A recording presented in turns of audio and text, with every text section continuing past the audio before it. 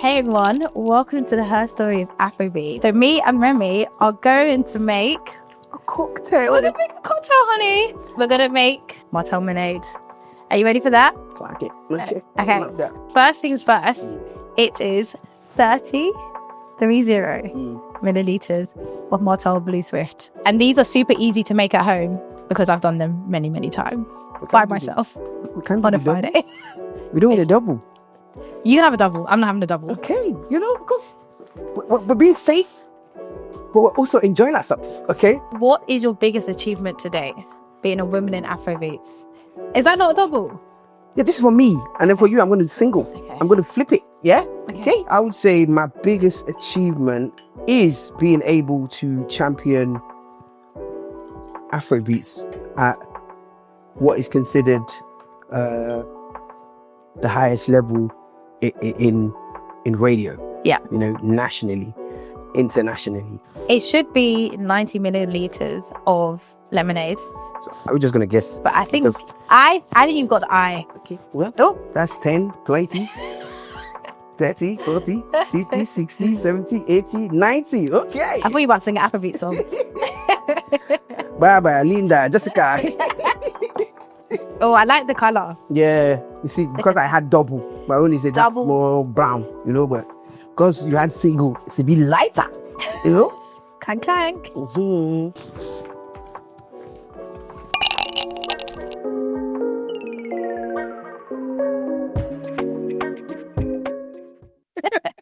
Remi, how are you? I am great. Thank you very much. How are you? I'm good. I'm really excited to have you on here today. Thank you for having me. I mean, I know you because you love Afrobeats. I do.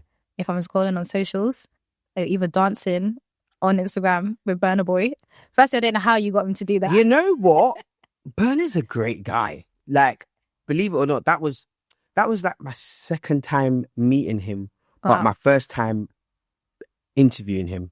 And he came in looking suave as always. Yeah. And he came in with an energy that was like, I'm here to talk, I'm here to speak, I'm here to listen, I'm here to answer your questions. And that just made me feel comfortable to ask him what I asked him during the interview. Yeah. And afterwards, we just had to ask him once, like, oh, I got this idea, like, it's, can we do this video? You just have to do moves. And he was like, sure, let's do it. And like, I don't, like, people in the comments are like, what did you see? Yeah. See, I was like, I just asked. Like, you know what I mean? So it was a blessing, man. It was a blessing. And he's a great guy. No, great artist as well. He's amazing. And I was so happy when I saw that. We'll get on to Burna later. Let's take it back. When did you start loving Afrobeats? When I went to Nigeria in 2008. Wow. Yeah. I was buying dupe CDs with the markets in Lagos. I don't know if that can we keep that in. I don't know. Hey, we all have a past, okay? We all have a past. Listen, a long while. You know what I'm saying? Well, it's fine. Sound. But it was Idris Abdul Karim. Like Idris Abdul Karim is a Nigerian artist. Yeah. Is he an activist? Some might say he's an activist. Yeah. But he had one song that I knew that the government hated at that time. Oh. It was Nigeria Jaga Jaga, everything scatter scatter, woman they suffer bossa, one shot in the air. You know what I'm saying? Yeah. Like that was my, like, not my introduction, but that was my love child in a sense. Like, that I knew that you could be an artist and be an activist at the same time. Yeah. I guess prior to that, my mum and my dad, they both kind of instilled that I was Nigerian through music. And that I was African through music. So I was introduced to Yinka Ayefele, who is a gospel artist in a wheelchair. And I think he had an album called Divine Intervention. And she would play what title? Yeah. It will be that one CD in the car every journey. Like, Up and down, whether we're going to East London, North London, South London, going to Kent, whatever. That's the CD that would be on repeat.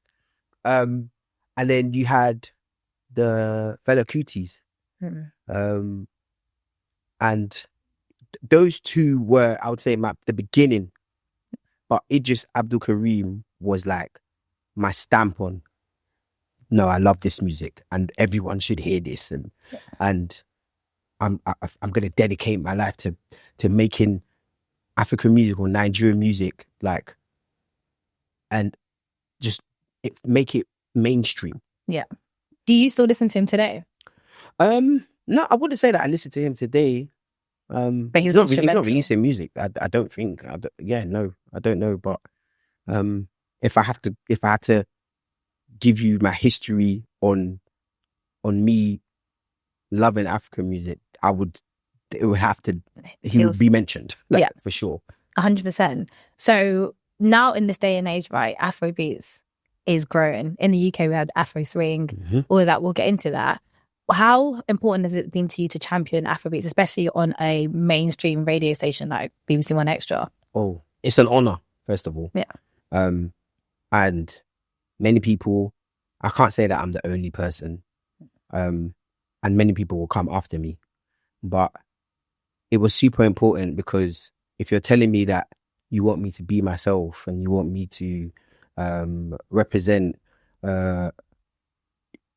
who I am and my culture. I mean, I'm the only Nigerian on... I'm shocked by that. Do you know, there's usually like a 50%. Like you said, there's 50% is Nigerian. Do you know what I'm saying? But I'm the only Nigerian on BBC One Extra. And, so it's important for me, like, when it's Nigerian Independence Day or when it's a Nigerian artist who's dropping an album, to be able to shine a light on that. And it was super important to me because it's what came natural to me. So, I'm doing the drive time show Monday to Friday, 4 to 7 p.m. Be there. Okay. Anyway, so basically my show is not a specialist show, as they would say. And so that means that the music is selected for you. That it's all psychology. There's a music team. They put in songs based off of the mood of the nation at that time. And so I had to kind of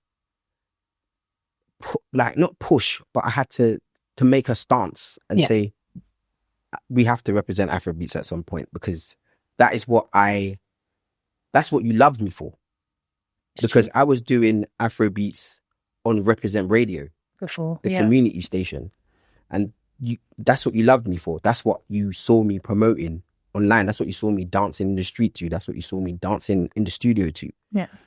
So we found a way to bring it in. So I do the Afri Collective mix, which is a 20-minute mix, and I invite DJs who have seen Bad Up the Dance Floor. I've seen Bad Up a mix online, and we invite them onto the station to do a 20-minute Afrobeat mix.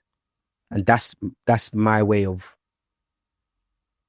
making sure that Afrobeat stays mainstream. Yeah. And naturally, there's Afrobeat songs on the playlist. Yeah. And that was the goal. To me, that was my own personal goal. I was like, one day, Afrobeats is going to be mainstream, but it's gone bigger than you can imagine. Yeah. And we've got a chart show out of it, for goodness sake. I know. We've got a chart show that Eddie Caddy's hosting.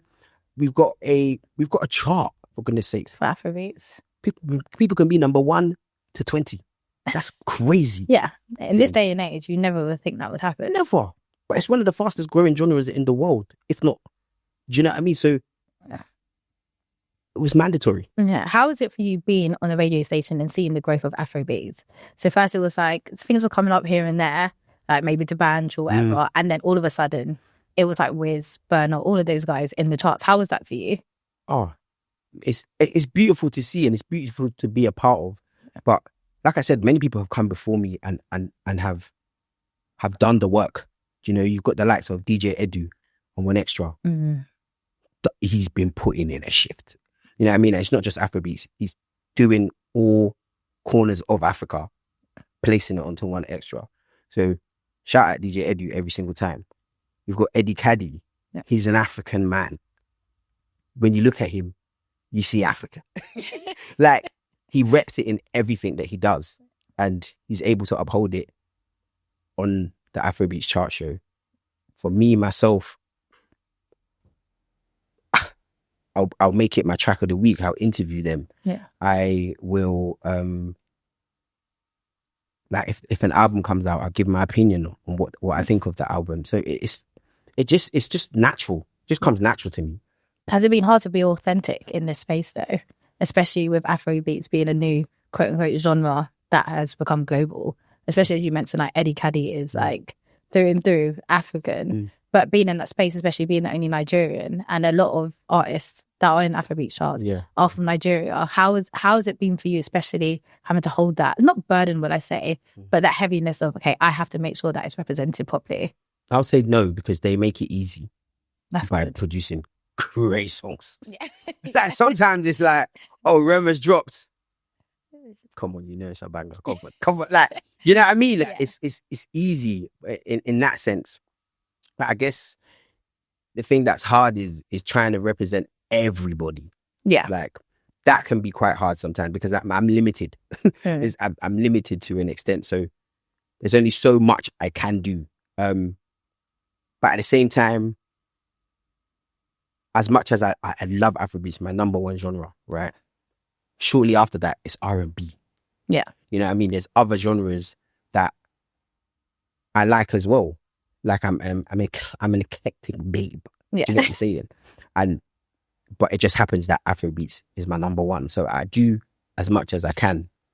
But at the same time, there's other genres that I love as well. Yeah. That I don't have to champion, but for my own integrity and for my own, I guess. Do you feel like there's pressure for you to have to continue to champion Afrobeats? Nah. I don't feel no pressure from anyone. Trust me. Like, trust me. Yeah. I can't be bought. Yeah. Like, in a sense of, like, you can't, well, first of all, it's illegal to pay me to play your song. But, like, if I like the song, you're gonna play it. You will get my natural reaction and my natural love and my natural plug. Like, that's something that I hold very dearly to my heart. Yeah. Like, if I like a song, you will hear it. But if I don't like a song, you will also hear it. And in terms of, like, you hear it in my voice that I don't really mess with this song. So I don't feel pressure to support Afrobeats. But like I said, they make it easy. Afrobeats is producing top tier music. It's fantastic. So no, 100%. And in the UK, for example, right, we're lucky to have you guys on the radio champion Afrobeats. How big of a part do you think the UK had in the growth of Afrobeats? Mandatory. You can't mention Afrobeats and not mention the UK diaspora. Yeah. Like, outside of these artist countries, who's next? The UK. So what are we saying here? You know what I mean? Like, you have to. It's like if you announce a tour and there's no UK date. I remember when Wizkid, he did a US tour, didn't he? He did a US. He did Paris. He did. Who said hello? Safe is up. Hello, sir. Hello, sir. Boy. You know what I mean? And I hear it. Sometimes you have to make us miss you. Do you know what I mean? Yeah. Sometimes it's not every year you must be doing a concert. You know, make us miss you for like maybe 2 years max. Yeah. But you have to include us in the journey, because there's a lot of us here. Yep. And there's a lot of us that are not keeping the music to ourselves. We'll happily post, share, put it on Snapchat, put it on TikTok, put it on Instagram, put it on anything. Yeah. You know what I mean? WhatsApp stories. Yeah. I know you're using that. Yeah. You know what I'm saying? So we'll happily, do you know what I'm saying? And it's crazy because the scale is also not limited in terms of you have young, 16, 17, 18. Yeah. Even 15, safe. Yeah. And they will have 60, 51, 62, 63, loving all sorts of Afrobeats, all sorts of African music. Yeah. For example, I think Flavor. Yeah. And I think Kiss Daniel. Oof. Their range, they can have anybody they want. Yeah. They can have the youngers, but then when when Kiss Daniel had the aunties doing Buga, yeah, I was like, what you know about Buga? What you know about? The aunties are doing it was like it was mandatory for them to wear their African attire and then do the dance. You know what I mean? They'll be doing it with their friends like I loved it. And then the youngers loved it as well. Yeah. So there's range. Yeah. And we played a big part in that. That's so...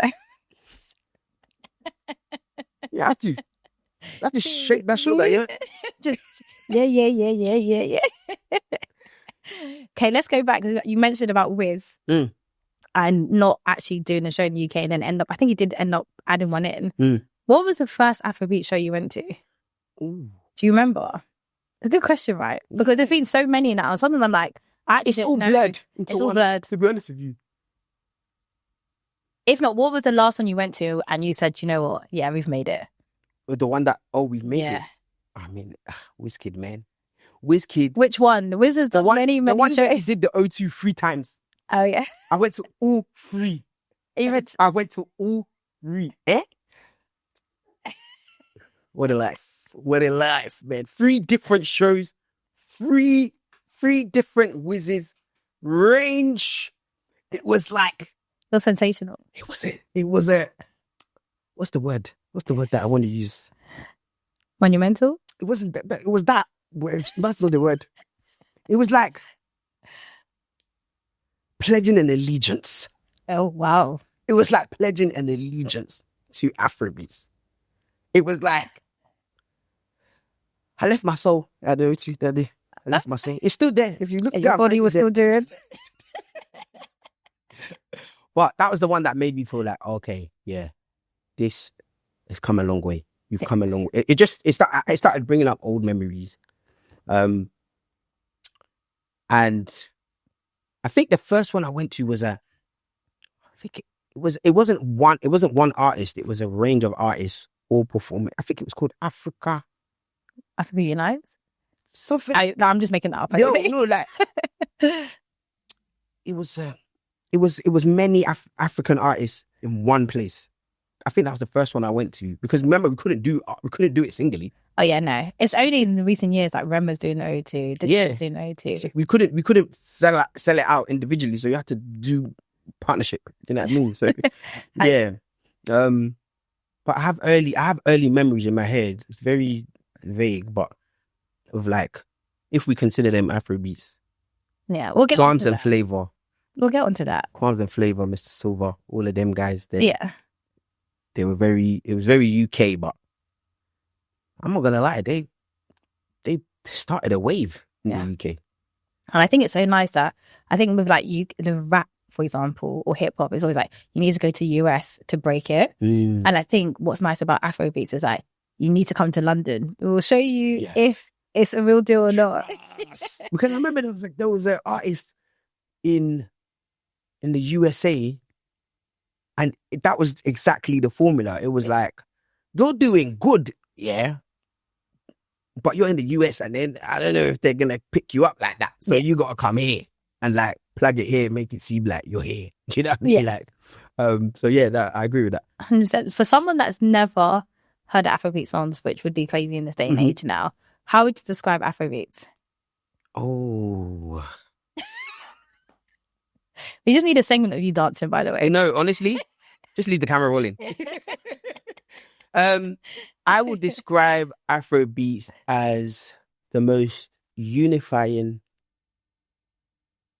positive, woman-centric. Because a lot of the songs are about women and love for the women and, do you know what I mean? Just love women. And then also... yeah, unifying, positive, and woman-centric.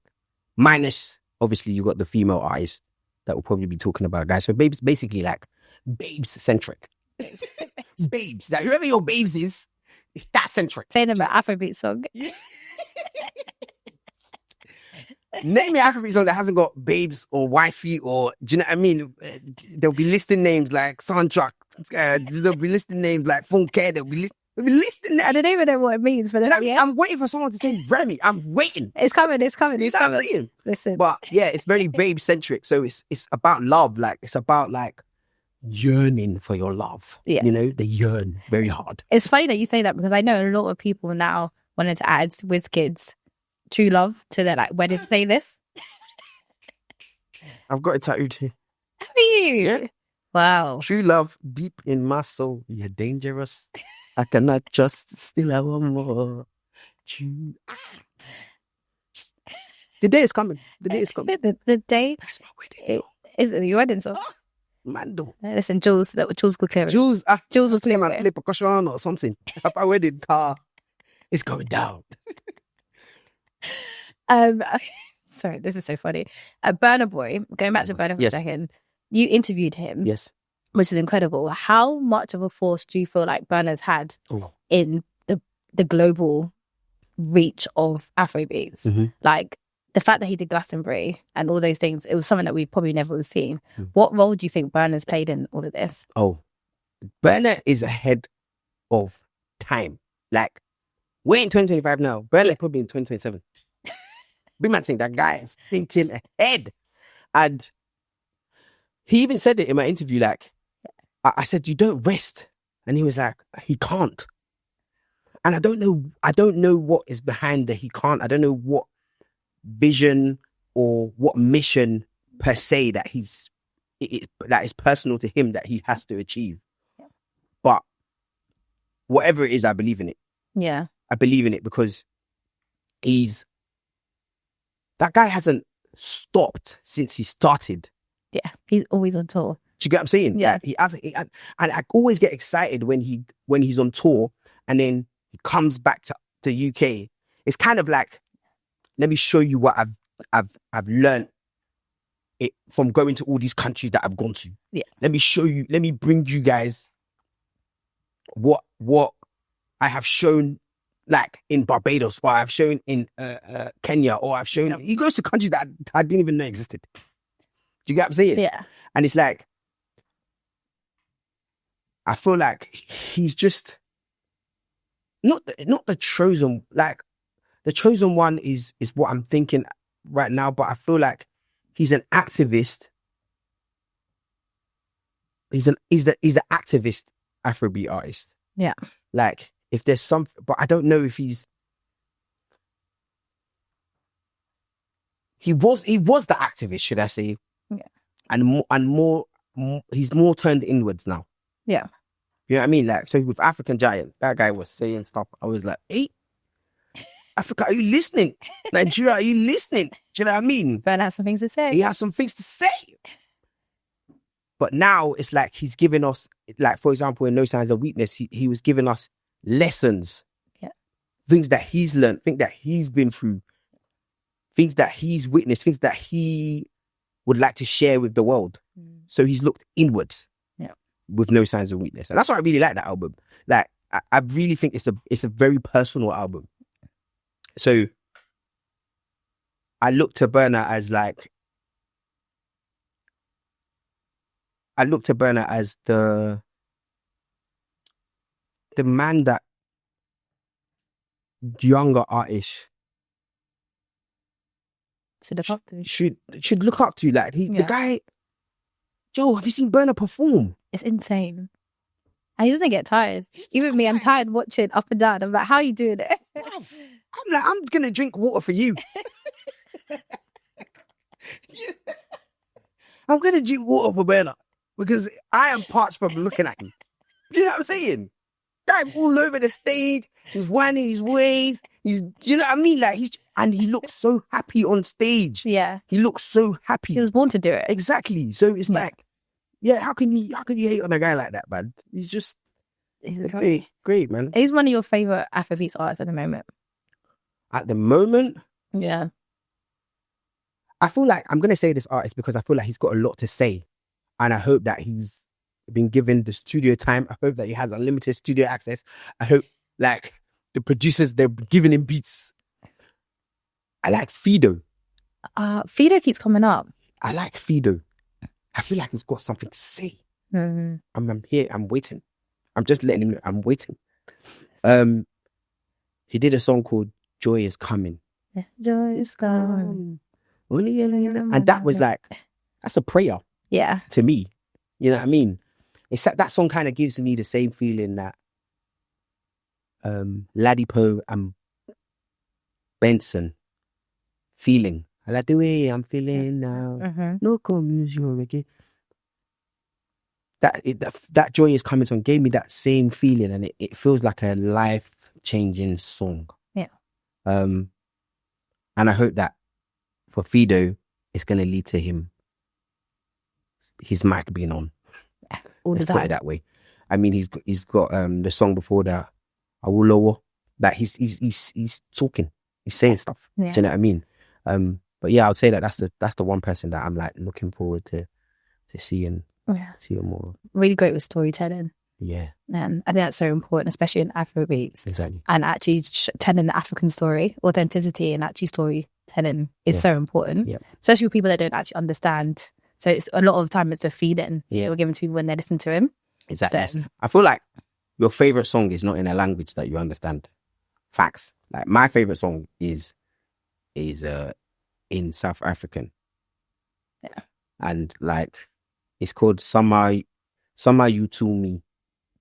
And it's I couldn't tell you what he's saying, to be honest with you. I was gonna say something, but I couldn't tell you what he's saying. But that song there, nah, really. top tier scene. In fact, if you're South African, I would really appreciate it if you translate. In fact, don't even translate. I don't even want to know what it means. Yeah, just because he could be saying some rubbish. But to me, it's spiritual. Just enjoy it. Just enjoy the song. Just enjoy the feeling. Enjoy the feeling. Yeah, man. So Remi, you wear many, many hats. Another one is an A&R scout at Def Jam 3207. How has that been for you? And what is your mandate when trying to find artists, especially African ones? Ooh. African ones, the mandate for me is, are they doing something different to what is already out there?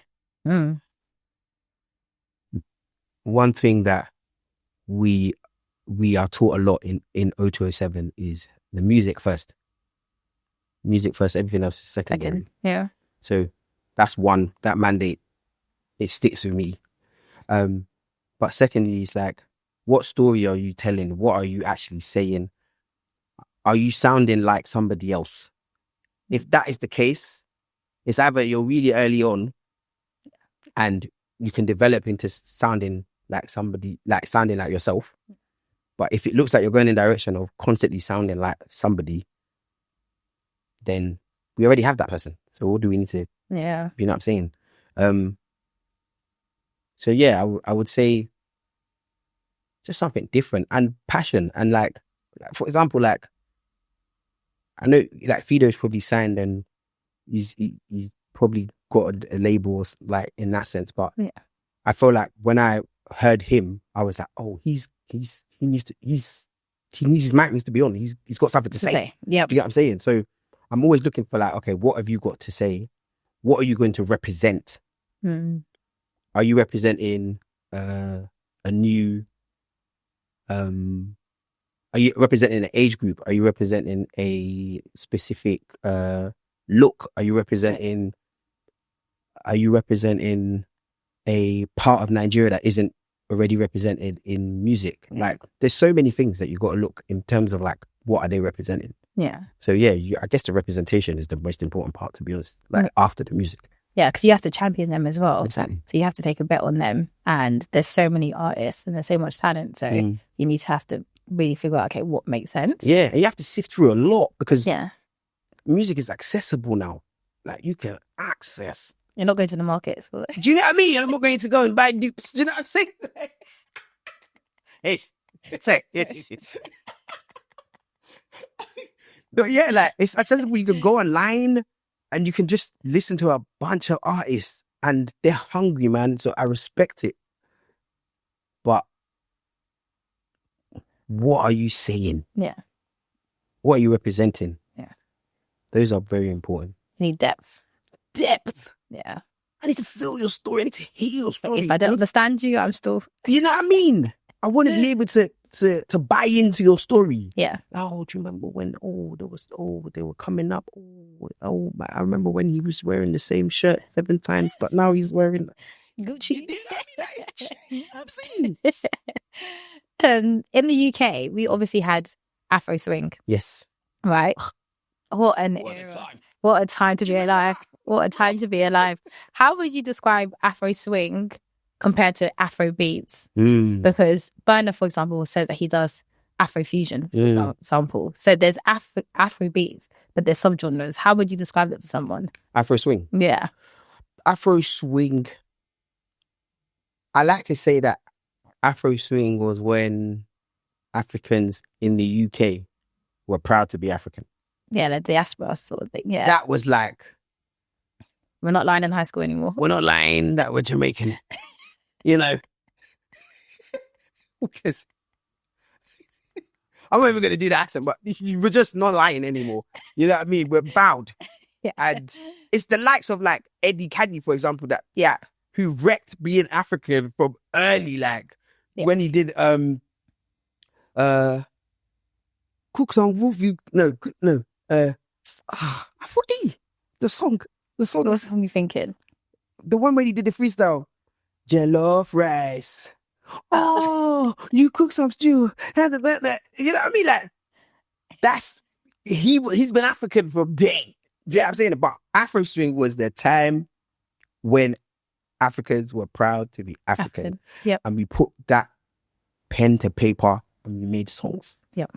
And I would say Afro swing was us biting a bit of what was coming out of Africa. Yeah. Bringing it to the UK and then putting our spin of what it's like to be British and what it's like to absorb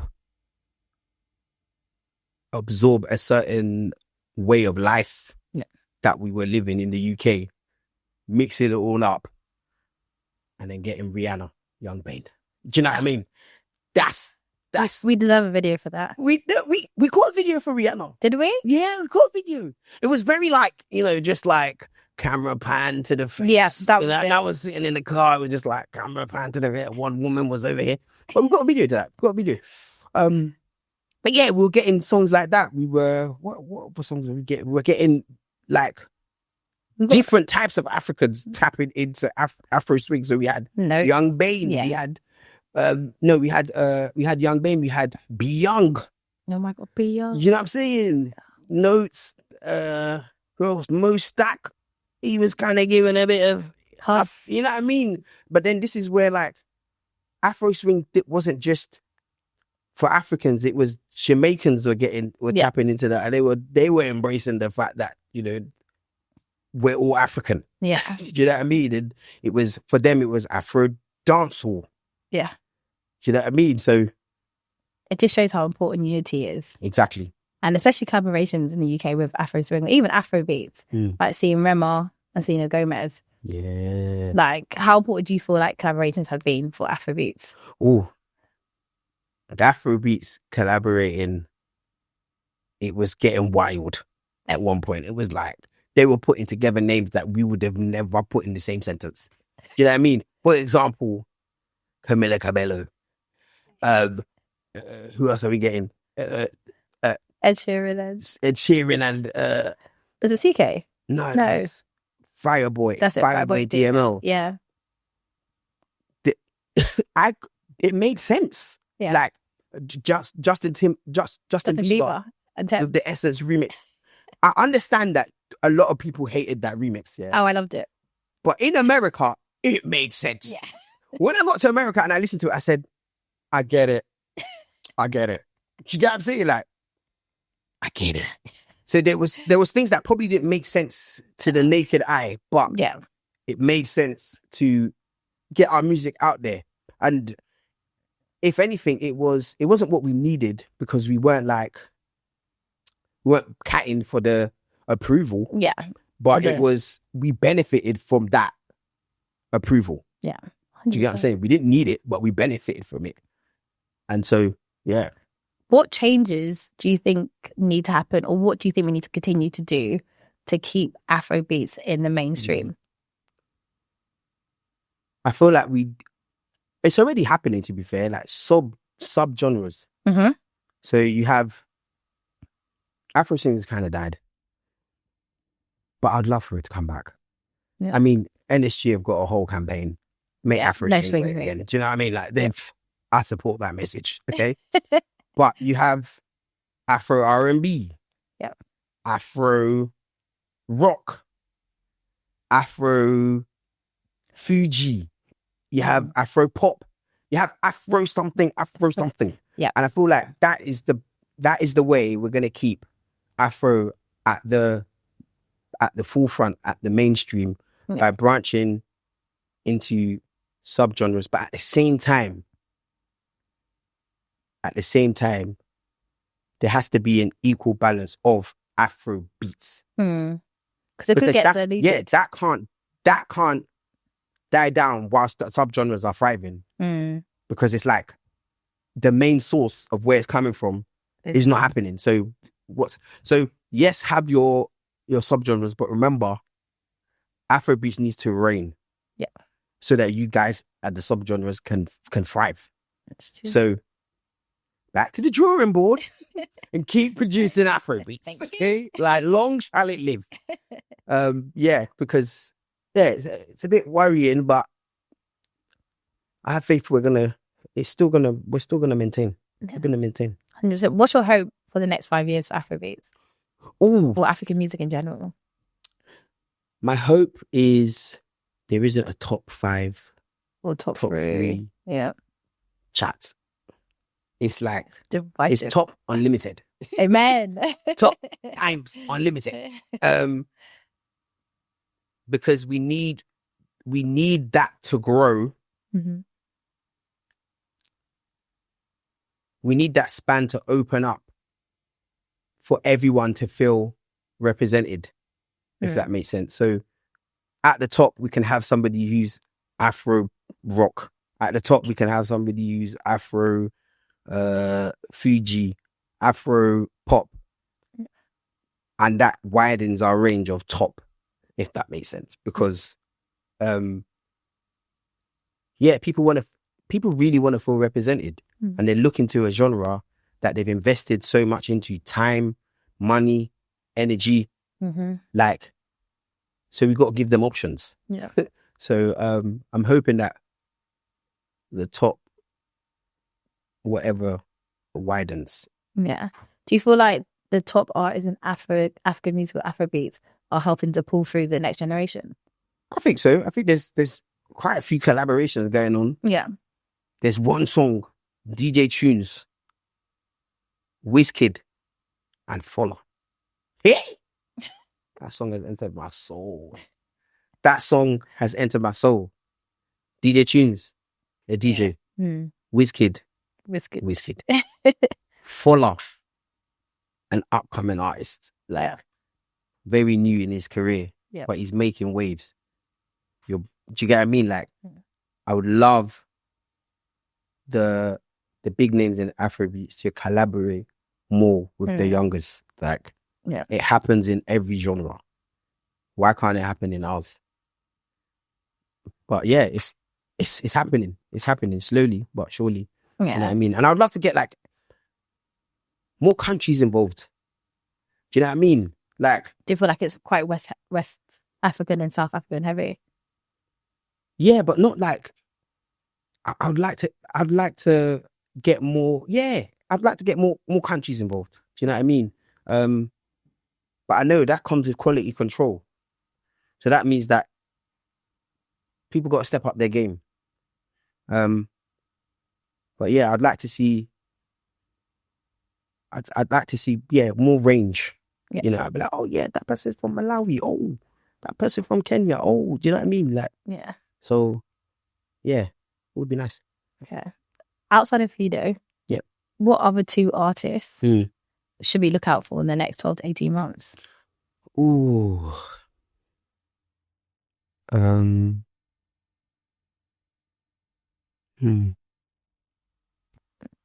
Got to put your A&R hat on now. I've got to put my A&R on, boy.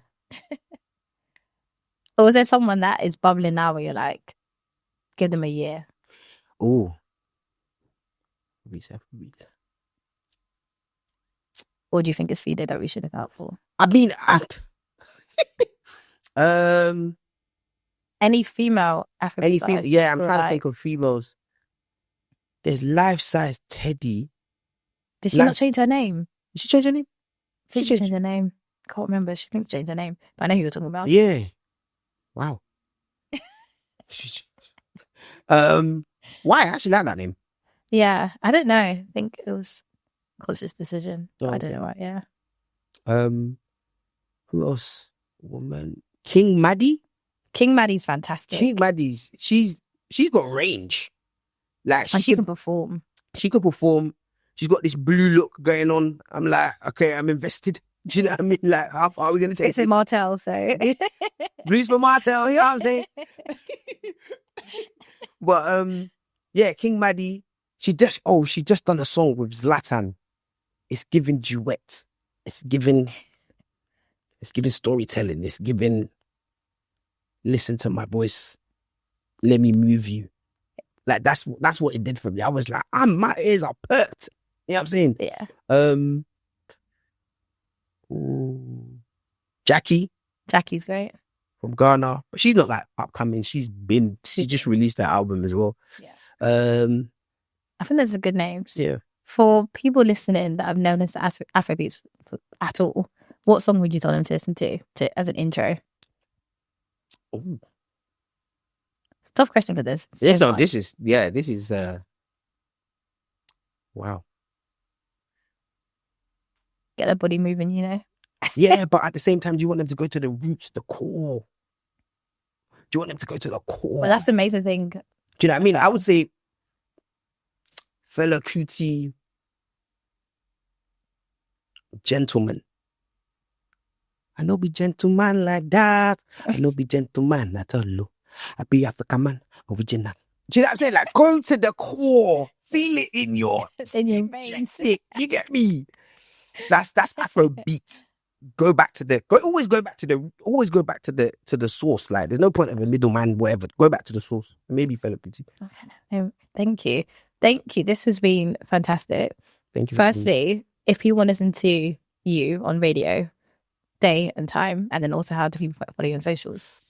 So you can listen to me on BBC Radio 1 Extra, 4 to 7 p.m. Monday to Friday. Yeah. Friday. And then you can find me on socials at Remi Burgz on everything. Snapchat, TikTok, Instagram, life. You know what I mean? Outside. But yeah, that's where you can find me. No, amazing. Thank you for championing Afrobeats as well. No, so the moment I've known you, the Afrobeats song has come out your mouth. Every time.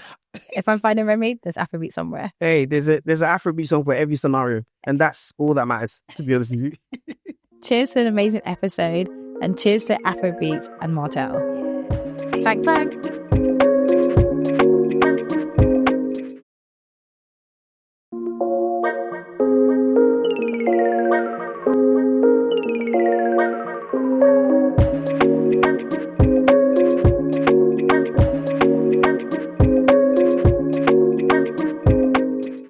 Hey everyone, welcome to the Her Story of Afrobeat. So I'm